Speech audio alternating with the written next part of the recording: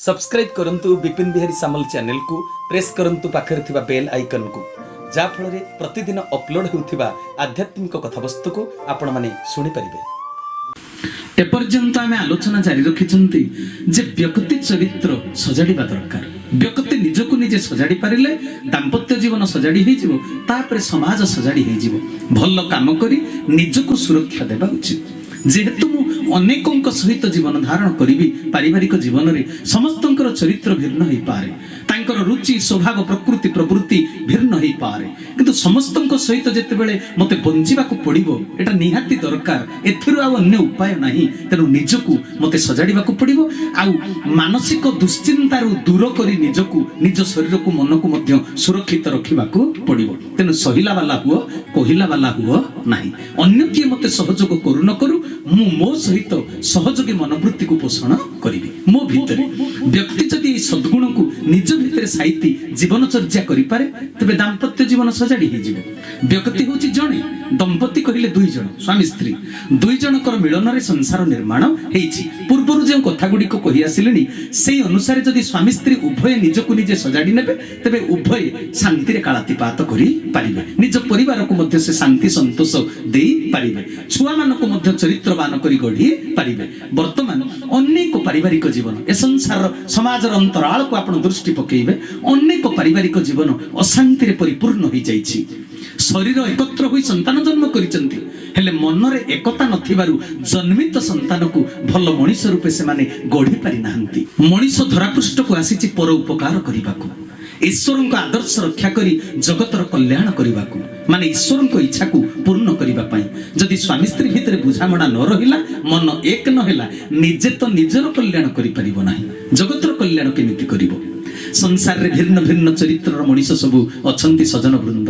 जदि स्वामीटी परोपकारी हेतिबो, स्त्री स्वार्थपर हेतिबो, कि स्त्रीटा जदि परोपकारी हेतिबो, स्वामी स्वार्थपर हेतिबो, तेबे जीवन विपर्यस्त, बंचिबाटा मरिबा सहित समान हेइ जाय।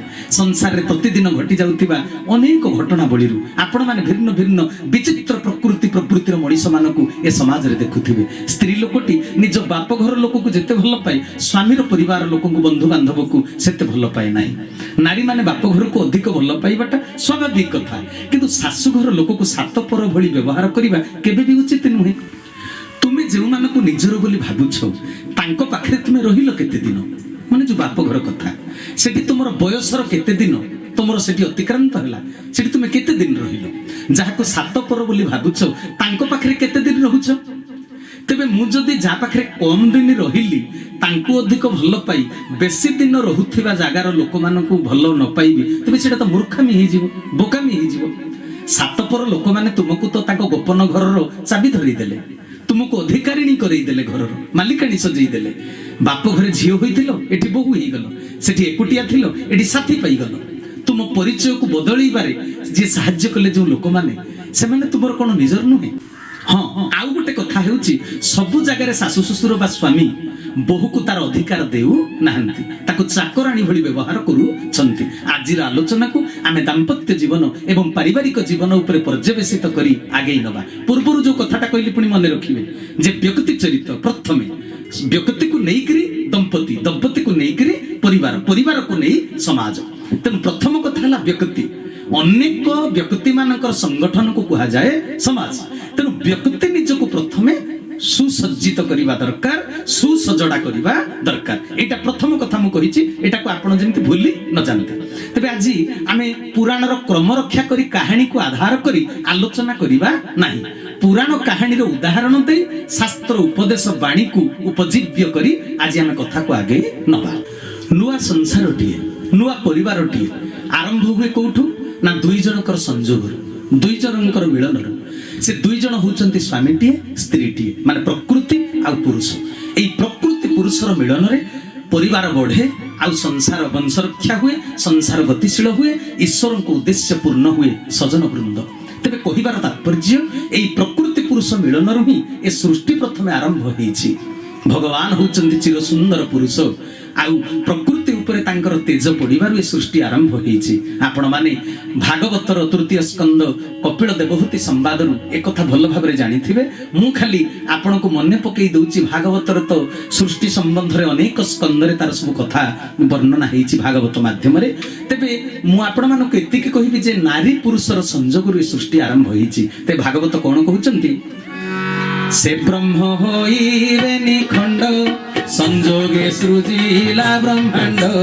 କେଶବ କେଶବ କେଶବ ଭକତ ଜନକ ବାଧବ। ବୋଲାନନ୍ଦ କନ୍ଦ ଭଗବାନ କି। ତେବେ କଣ କହିଲେ? କହିଲେ ସେ ବ୍ରହ୍ମ ହୋଇବେ ନିଖଣ୍ଡ ସଂଯୋଗେ ସୃଜିଲା ବ୍ରହ୍ମାଣ୍ଡ। ସେ ଏକ ବ୍ରହ୍ମ ଦି ଭାଗ ହେଇଗଲେ ପ୍ରକୃତି ପୁରୁଷ ଭାବରେ। ପୁଣି ନିଜ ନିଜର ଆକର୍ଷଣ ଶକ୍ତି ବଳରେ ଆକର୍ଷିତ ହେଇ ପୁଣି ତାଙ୍କ ଠାରୁ ତୃତୀୟ ତତ୍ତ୍ୱ ଜନ୍ମ ନେଲା। ଆପଣ ଯାହା ଦେଖୁଛନ୍ତି ପ୍ରକୃତିରେ ପୁରୁଷ ଆଉ ପ୍ରକୃତିର ସଂଯୋଗରେ ଅନେକ ଐଶ୍ୱର୍ଯ୍ୟ ବିଭବ ସବୁ ସୃଷ୍ଟି ହେଇଛି। ତେଣୁ ସଜନ ବୃନ୍ଦ କହିବାର ତାତ୍ପର୍ଯ୍ୟ, ସୃଷ୍ଟିର ପ୍ରଥମ ପୁରୁଷ ହଉଛନ୍ତି ମନୁ ଆଉ ପ୍ରଥମ ନାରୀ ହଉଛନ୍ତି ଶତରୂପା। ଶତରୂପା ପ୍ରକୃତି, ପ୍ରକୃତିର ଶହ ଶହ ରୂପ, ସେଇଥିପାଇଁ ପ୍ରକୃତିର ଆଦ୍ୟ ନାମ ହଉଛି ଶତରୂପା। ତେଣୁ ସଜନ ବୃନ୍ଦ, ନାରୀ ପୁରୁଷର ମିଳନରେ ଏ ସୃଷ୍ଟି ଆରମ୍ଭ ହେଇଛି। ନାରୀର ପୁରୁଷ ଅପେକ୍ଷା କିନ୍ତୁ ଭୂମିକା ହଉଛି ଅଧିକ।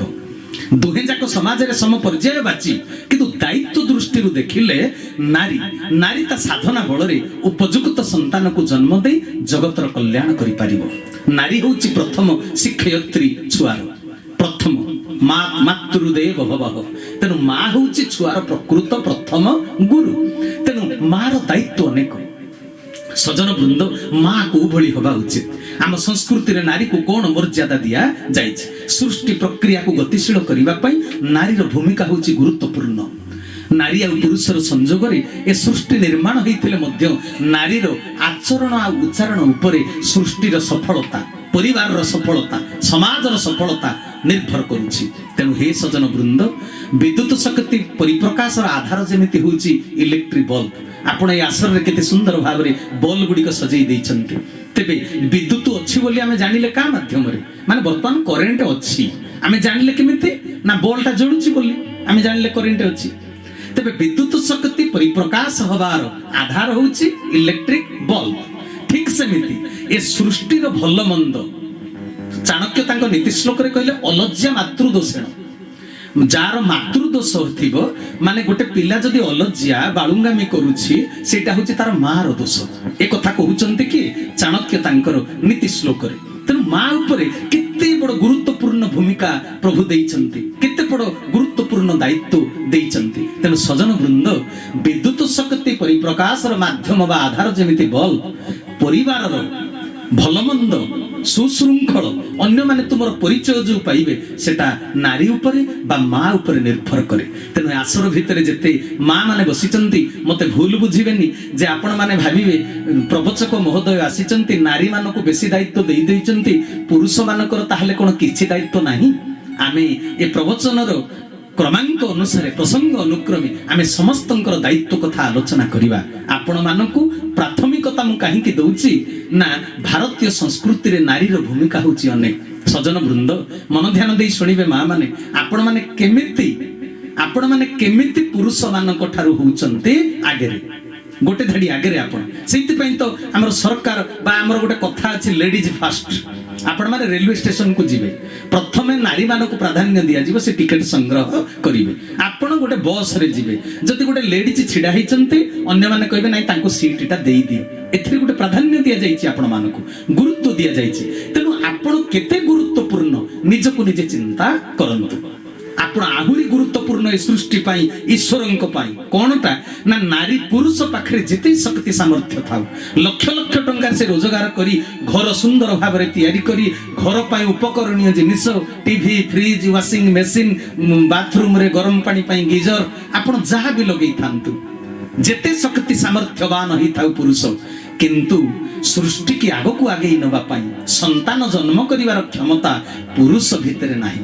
ଭଗବାନ ଏଇଟା ଦେଇନାହାନ୍ତି। ସେଇଥିପାଇଁ ନାରୀକୁ ପୂଜନୀୟା ବନ୍ଦନୀୟା ବୋଲି କୁହାଯାଇଛି। ମହର୍ଷି ମନୁ ତାଙ୍କ ସ୍ମୃତି ଗ୍ରନ୍ଥରେ କଣ କହିଲେ? ଯତ୍ର ନାର୍ଯ୍ୟସ୍ତୁ ପୂଜ୍ୟତେ ରମନ୍ତେ ତତ୍ର ଦେବତା ଯତ୍ରୈତାସ୍ତୁ ନ ପୂଜ୍ୟନ୍ତେ ସର୍ବସ୍ତତ୍ରାଃ ଫଳାକ୍ରିୟାଃ।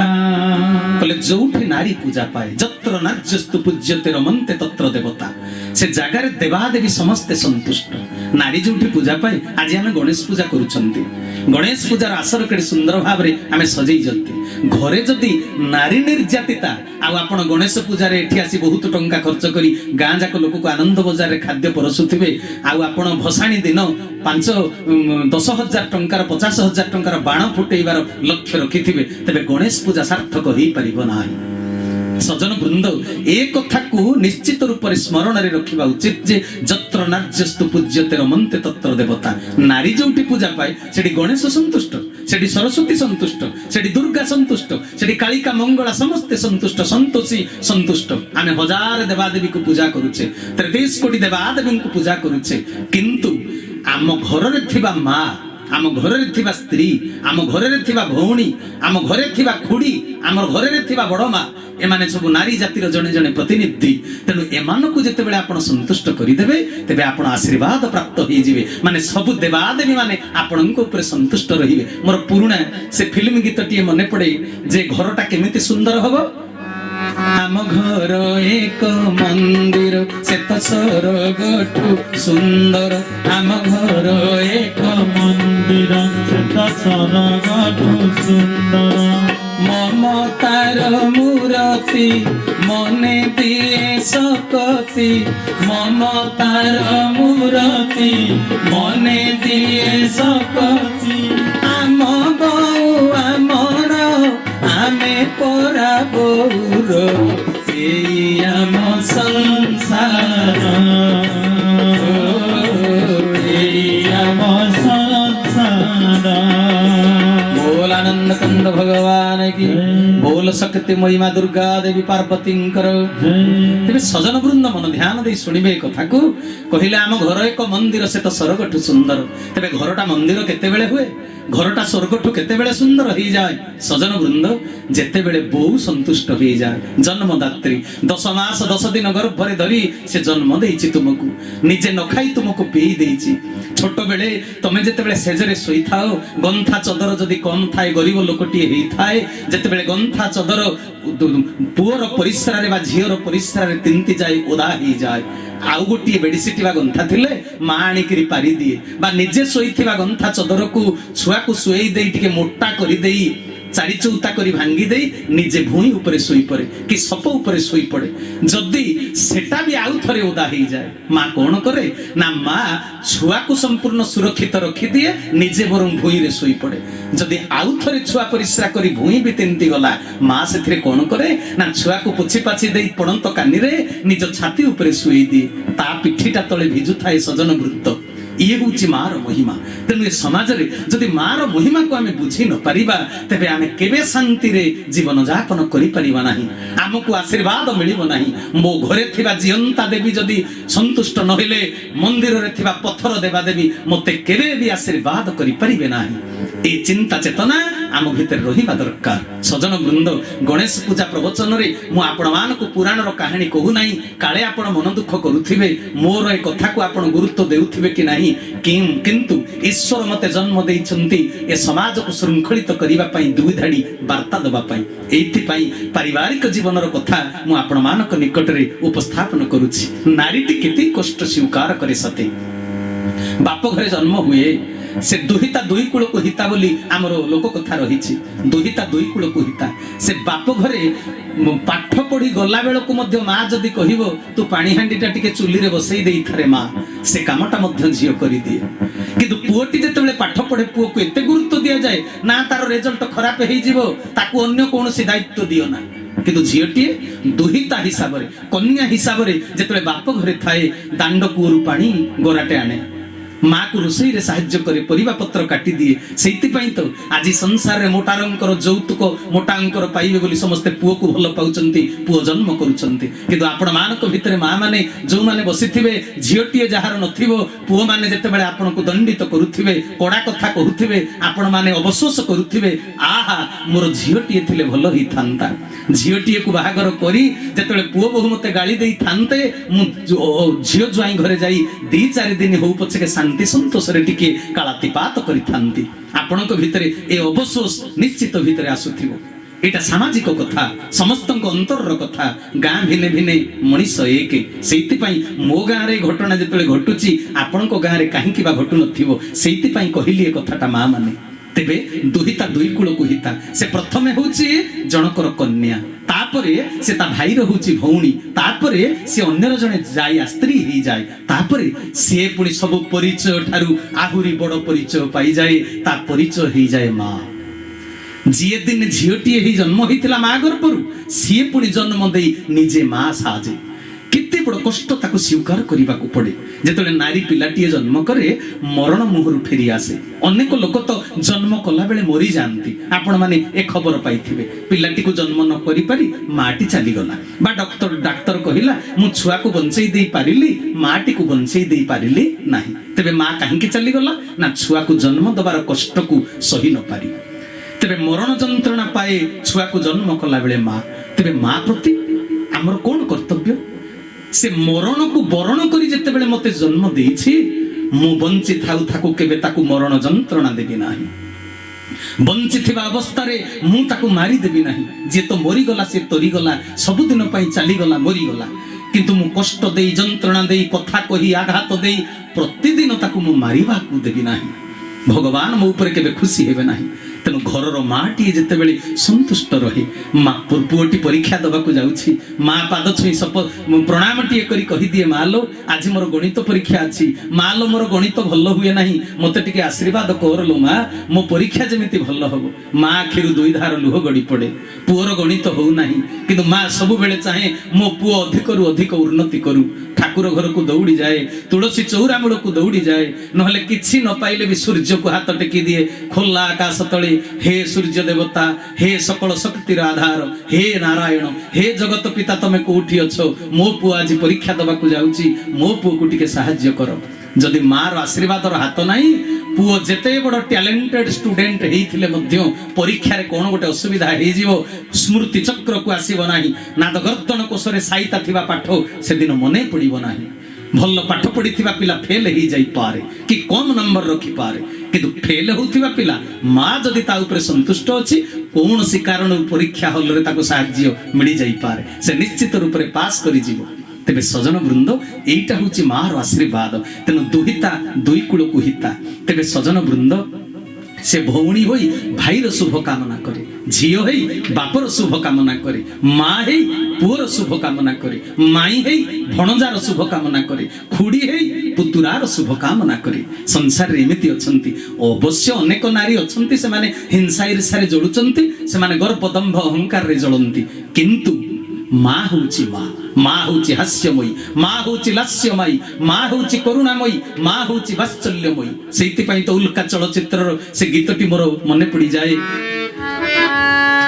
माँ तुमे ममतार सीमाहीन सागर माँ तुमे आम पाई देवतार मंदिर माँ तुमे ममतार सीमाहीन सागर माँ तुमे आम पाई देवतार मंदिर तुम से ममता मती आम पाइया लोक निभाइछि राति मने भरी पुलक तुमे जे स्नेह मई स्नेह धारा तुमे जे स्नेह मई स्नेह धारा माँ तुमे ममतार सीमाहीन सागर माँ तुमे आम पाई देवतार मंदिर माँ तुमे आम पाई देवतार मंदिर आनंद ସଚିଦାନନ୍ଦ ଭଗବାନ କି ବୋଲ ଶକ୍ତିମୟୀ ଦୁର୍ଗାଙ୍କର। ତେବେ ସଜନ ବୃନ୍ଦ, ମା ସେଇଥିପାଇଁ ହଉଛି ମୋହନିଆ। ମାର ହୃଦୟ ହଉଛି ମମତାର ମାନେ ସୀମାହୀନ ସାଗର। କୌଣସି ଆପଣ ଆଳୁ କେଜିଏ ବୋଲି ମାପି ଦେଇପାରିବେ, ଆପଣ ଭେଣ୍ଡି 2 କେଜି ବୋଲି ମାପି ଦେଇପାରିବେ, କପଡ଼ାଟା ଏତେ ମିଟର ବୋଲି ମାପି ଦେଇପାରିବେ, କିରୋସିନ ପେଟ୍ରୋଲଟା ଏତେ ଲିଟର ବୋଲି ମାପି ଦେଇପାରିବେ, କିନ୍ତୁ ମାର ହୃଦୟରେ ଛୁଆ ପାଇଁ ପୁଅ ପାଇଁ ଥିବା ସ୍ନେହର ଯୋଉ ସାନ୍ଦ୍ରତା ତାକୁ କେବେ କୌଣସି ମିଟର ଲିଟର ବା କୌଣସି କିଲୋଗ୍ରାମ କୌଣସି ମାପ କରି ମାର ହୃଦୟର ମମତାକୁ କେବେ ମାପି ହବ ନାହିଁ। ତେବେ ସଜନ ବୃନ୍ଦ, ମା ସେଇଥିପାଇଁ ହଉଛି ମହାନରୁ ଆହୁରି ମୋହନିଆ। ସେଇଥିପାଇଁ ତ ଶାସ୍ତ୍ର କହିଲେ ଭୂମେଃ ଗରୀୟସୀ ମାତା ସ୍ୱର୍ଗାତ ଉଚ୍ଚତର ପିତା ଜନନୀ ଜନ୍ମଭୂମିଶ୍ଚ ସ୍ୱର୍ଗାଦପି ଗରୀୟସୀ। ତେଣୁ ସଜନ ବୃନ୍ଦ, ନାରୀ ହଉଛି ସହଧର୍ମିଣୀ, ନାରୀ ହଉଛି ସହମର୍ମିଣୀ, ନାରୀ ହଉଛି ଅର୍ଦ୍ଧାଙ୍ଗିନୀ, ନାରୀ ହଉଛି ଭାରିଜା, ନାରୀ ହଉଛି ସ୍ତ୍ରୀ, ନାରୀ ହଉଛି ଅନେକ ଲଳନା ଯୁବତୀ ରମଣୀ। ସବୁର ମହିମା ଅଛି, ସବୁ ଶବ୍ଦର ଗୋଟିଏ ଗୋଟେ ଭିନ୍ନ ଭିନ୍ନ ଅର୍ଥ ଅଛି ସଜନ ବୃନ୍ଦ। ସବୁ ଯାକ କହିବା ପାଇଁ ଏ ପରିପ୍ରେକ୍ଷୀରେ ମତେ ସମୟ ହବ ନାହିଁ। ତେବେ ନାରୀ ଯଦି ଅସନ୍ତୁଷ୍ଟ ହେଇଯାଏ କଣ ହୁଏ ଜାଣିଛ? ନାରୀ ଠାରୁ ଉତ୍ପତ୍ତି, ନାରୀ ହଉଛି ପାଳନ କର୍ତ୍ରୀ, ନାରୀ ଜନ୍ମ ଦିଏ, ନାରୀ ପାଳନ କରେ। କିନ୍ତୁ ନାରୀ ଆଖିରେ ଯଦି ନିଆଁ ଜଳିଯାଏ, ମା ଯଦି ଛୁଆ ପାଇଁ କାନ୍ଦେ, ତେବେ ନିସ୍ତାର ନାହିଁ। এইটা ସମସ୍ତେ ମନେ ରଖିବା ଉଚିତ। একথা ମୁଁ କହୁନି, କାରଣ ନାରୀ ହଉଛି ବାମାଙ୍ଗୀ, ନାରୀ ହଉଛି ଶକ୍ତିର ଉତ୍ସ, ନାରୀ ହଉଛି ପ୍ରେରଣାର ଉତ୍ସ। ପୁରୁଷକୁ ସେ କ୍ରିୟାଶୀଳ କରିଥାଏ, ତାର ଆଶୀର୍ବାଦରେ ଜଗତ ମୋହନୀୟ ହେଇଯାଏ, ଜୀବନର ସଫଳତା ମିଳେ। ତେବେ ନାରୀ ଯଦି ଅସନ୍ତୁଷ୍ଟ ହେଇଯାଏ, ଭାଗବତ କଣ କହିଲେ କି? ସେ କାଳ ପ୍ରକୃତି ରୂପିଣୀ ଉତ୍ପତ୍ତି ସ୍ଥିତି ସଂହାରିଣୀ কেশব কেশব কেশব ভকত জনক বাধব। बोलानंद कंद भगवान की कले सकाल प्रकृति रूपिणी उत्पत्ति स्थिति संहारिणी। तेणु सजन वृंद, नारी जन्म दिए, नारी पालन करे, नारी पुणी संहार करे। ମା ଏତେ ବାତ୍ସଲ୍ୟମୟୀ, ସେ ନିଜ ହାତରେ କେବେ ସଂହାର କରିବାକୁ ଇଚ୍ଛା କରେ ନା, କିନ୍ତୁ ମାର ତତଲା ନିଶ୍ୱାସ ବୋହିଗଲେ ଏ ସୃଷ୍ଟିକି ଦଣ୍ଡ ଦେଉଥିବା କାଳ, ଭଗବାନ ତ କାହାକୁ ବି ଦଣ୍ଡ ଦିଅନ୍ତି ନାହିଁ। ତାର ମର୍ମ ବହୁତ ଅଲଗା ସଜନ ବୃନ୍ଦ। ଭାଗବତରେ ତ ଲେଖା ହେଇଛି ଯେ ସାଧୁଙ୍କୁ ଦିଏ ଯେ କୋଷଣ ତାକୁ ସଂହାରେ ନାରାୟଣ। ୟାର ଅର୍ଥ ଆଉ କେବେ ଆମେ ଆଲୋଚନା କରିବା, ଆଜିର ପରିପ୍ରେକ୍ଷୀରେ ସେଟା ଆଲୋଚନା ହେଇପାରିବ ନାହିଁ। ଭଗବାନ ବି କାହାକୁ ଦଣ୍ଡ ଦିଅନ୍ତି ନାହିଁ, କାରଣ ଭଗବାନ ହଉଛନ୍ତି ଜଗତ ଯାକର ମା, ଜଗତ ଯାକର ବାପା। ତେଣୁ ଆମର ଘରର ମା ଛୁଆ ଯେତେ ଅନିଷ୍ଟ ଚିନ୍ତା କଲେ ବି, ଛୁଆ ଯେତେ ଅମଙ୍ଗଳ କଲେ ବି, ମା କେବେ ତାର ଅମଙ୍ଗଳ ଚିନ୍ତା କରେ ନାହିଁ, ମା କେବେ ତାକୁ ଅଭିଶାପ ଦିଏ ନାହିଁ। ମା ପ୍ରତି ମୁହୂର୍ତ୍ତରେ ତାର ମଙ୍ଗଳ ଚିନ୍ତା କରୁଥାଏ। ମା ସେଇଥିପାଇଁ ମଙ୍ଗଳମୟୀ। କିନ୍ତୁ ମା ଆଖିରୁ ଯେତେବେଳେ ଲୁହ ଝରେ, ମାର ଯେତେବେଳେ ତତଲା ନିଶ୍ୱାସ ବୋହିଯାଏ, ଅସନ୍ତୁଷ୍ଟର କାରଣ ସାଜିଯାଏ ପୁଅ, ସେତେବେଳେ କାଳ ଆସି ଦଣ୍ଡ ଦିଏ, କାଳ ଆସି ଦଣ୍ଡ ଦିଏ। ମାର ହୃଦୟକୁ କାଳ ବୁଝିଯାଏ। ମା ଭିତରେ ବି କାଳ ରହିଛି। ଆମ ସବୁରି ଭିତରେ ପୁରୁଷ ପ୍ରକୃତି ଦୁଇଟି ଯାକ ତତ୍ତ୍ୱ କାର୍ଯ୍ୟକାରୀ। ଆମ ଶରୀରଟା ହଉଛି ପ୍ରକୃତି, ୟା ଭିତରେ ଥିବା ଆତ୍ମା ହଉଛି ପୁରୁଷ। ତେଣୁ ପ୍ରକୃତି ପୁରୁଷ ମିଶିକିରି ଆମ ଭିତରେ ଦୁଇଟି ଯାକ ତତ୍ତ୍ୱ ଅଛି। ନାରୀ ଭିତରେ ଅଛି, ଆମର ସମାଜରେ ଯୋଉ ଅଙ୍ଗ ଅବୟରେ ଭିନ୍ନତା ପୁରୁଷ ଭିତରେ ମଧ୍ୟ ରହିଛି। ତେଣୁ ହେ ସଜନ ବୃନ୍ଦ, ଆମ ଭିତରେ ବି ସେଇ ପ୍ରକୃତି ରୂପିଣୀ କାଳ ବସା ବାଜିଛନ୍ତି। ତେଣୁ ଯେତେବେଳେ ମା ଯେତେ ଶାନ୍ତି ଥିଲେ ମଧ୍ୟ, ଛୁଆର ଯେତେ ମାନେ ଘାତ ପ୍ରତିଘାତ, ଯେତେ ଆଘାତ ସହିଲେ ମଧ୍ୟ, ଛୁଆର କଠୋରତା ନିଷ୍ଠୁରତାକୁ ବରଦାସ୍ତ କରିଗଲେ ମଧ୍ୟ, ଭିତରେ ଥିବା କାଳ କ୍ଷମା ଦିଏ ନାହିଁ। କାଳ ସେଠି ସଂହାର କରେ।